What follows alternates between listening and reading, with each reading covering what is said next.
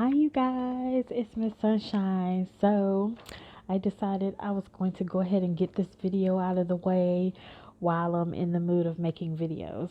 So, this video is going to be about what my program outline was for this bariatric surgery. So, now this is my experience only, so you have to factor in I have different insurance than you, I have a different doctor than you, and I live in a different state than you. So that and many other factors, including my personal health issues and my health history, all factors into what goes on with this surgery. So I'm giving you my personal experience and what my program outline was going to this specific doctor. Being that I did not get my doctor's permission to use his name and his staff's name, I am not going to reveal who my doctor is. But all I will say is that I am having my surgery done in Florida. Okay. All right. So, because that's where I live. All right, so the first thing is to do your research to find out. You call your insurance. So that's what I did.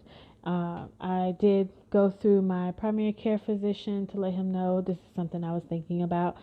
The best thing to do is always keep your primary care in the loop of anything that you want to do when it concerns your health.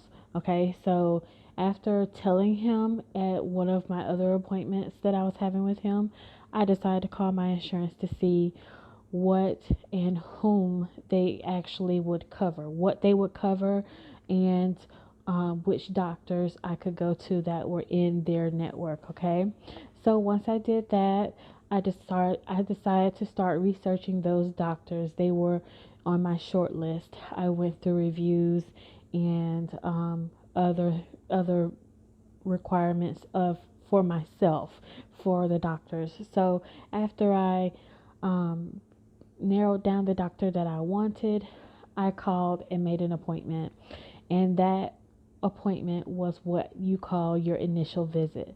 Okay, so at that visit, I got my weight checked, I got my height, all of that info, my blood pressure, temperature, all of that jazz. So, with that first weight is the weight that your doctor is going to go by in order to tell you what you need to do from here. Okay, so excuse me, that's what we did at my initial visit. All right, so that starts the whole bariatric outline for you for the program that you're going to go through. So your next visit is going to be your endoscopy. I'm going to do a separate video on the endoscopy so you can actually see what that is like. But you can feel free to Google it. The endoscopy is when they put you to sleep, or they might numb your throat, and they stick a camera. It's an exploratory, outpatient, quick little thing. They're putting a camera and light down your throat to look down to see what your anatomy looks like down there in your throat and your stomach area. And then they wake you up and tell you to go home. So that is what happened for your endoscopy. Your next um, your next visit is a nutrition evaluation.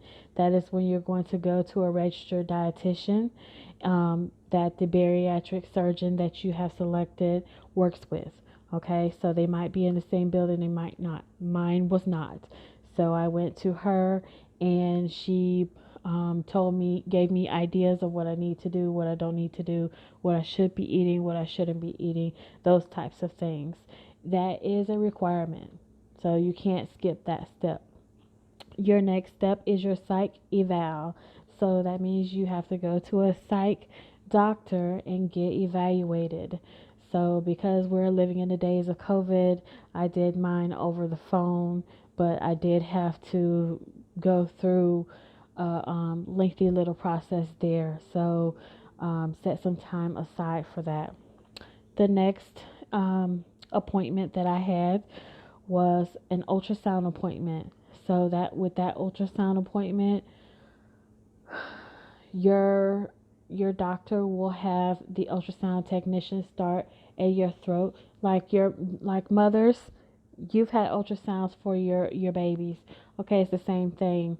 Um, so they're going to start at your veins up here, and they're going to work their way down your side, all the way down to your legs, to see what your blood flow is like, see what your risk is like for getting blood clots. So all that jazz. So that's a whole appointment. Okay, every appointment you go to, you're going to get weighed. So you must be losing weight, okay?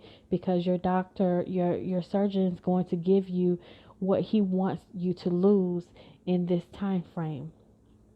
The time frame can be different for every insurance. Some insurances require 12 months worth of history from your doctor's office in order to approve you for surgery.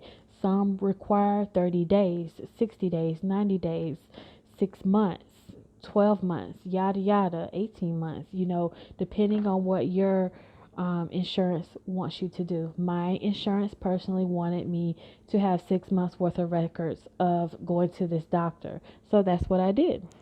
Actually, more than that. But so your next step is, after you've done whatever the insurance requires, they're going to submit you for approval at your insurance, at the actual insurance.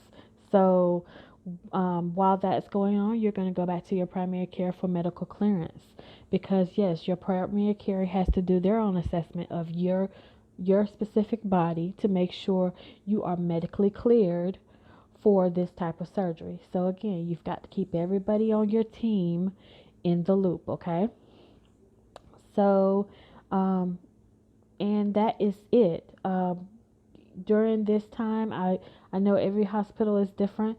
So when you, sorry you guys, my little setup here went haywire on me. But as I was saying, every hospital is different.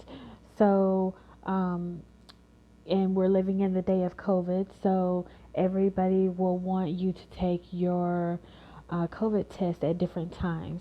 So say you have been medically cleared and you've been approved by your insurance. Well, your next step is you'll get a surgery date, right? Well, and within so many days of that surgery date, you have to go and take a COVID test at the actual hospital. So when that happens for me, it will be 5 days before my surgery. My specific hospital is rude with it, y'all. They go all the way up the nose, like, ugh. I swear they're going to my brain. But anyway, I've had a few done since I've had a couple surgeries. So just know that that is the process that you will go through, and everyone is different. Okay, so that is kind of it for the process. If you would like, I can go into depth with each one of these steps. A few of the steps I'm going to go into depth with, because I have some video or pictures that I would like to show you guys. So that is all that I really have for this video. I wanted to just show you guys and go step by step with you for my personal process. My insurance required 6 months worth of doctor's visits, so I started this process last August, and because of COVID, family issues, mostly COVID, and weight loss, you have to also meet the guidelines of the weight loss that your bariatric surgeon wants you to lose before you can go any further. So with all of that being said, I will be having my surgery here a year later. So it's okay. A lot of people go through this process and it takes a year. That's completely fine as long as I'm getting the surgery done. So that's all that's important right now, and to be healthy for my family. So that is the program outline that I have for you guys for the gastric bypass surgery. If you have any questions, comments, anything, make sure you put it in the comments below, and I'll see you guys in my next video. Bye.